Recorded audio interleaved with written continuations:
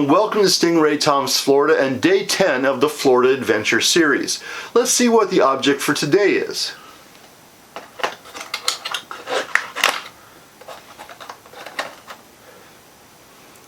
We have a chunk of moonstone.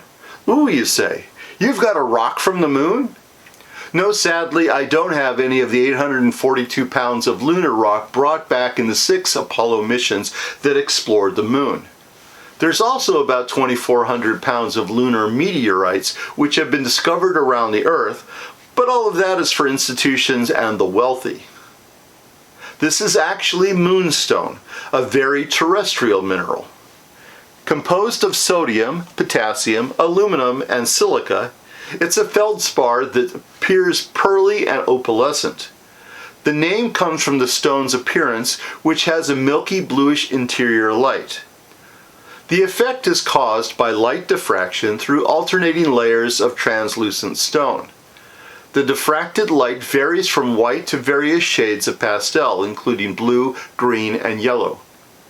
Native moonstone can be found in Armenia, Australia, Austria, Mexico, Madagascar, Myanmar, Norway, Poland, India, Sri Lanka, and parts of the U.S. including New Mexico, Virginia, North Carolina, and Georgia. Notice that Florida isn't on that list, so why am I talking about it here? Well, oddly enough, the state legislature designated moonstone as the official state gemstone in 1970. Note the year.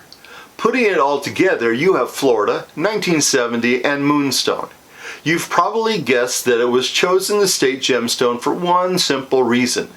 The historic first moon landing in 1969 took off from Kennedy Space Center, making it a Florida-related event with 350 million people around the world watching the launch, with about 1 million on hand in the Titusville area to watch the remarkable sight in person.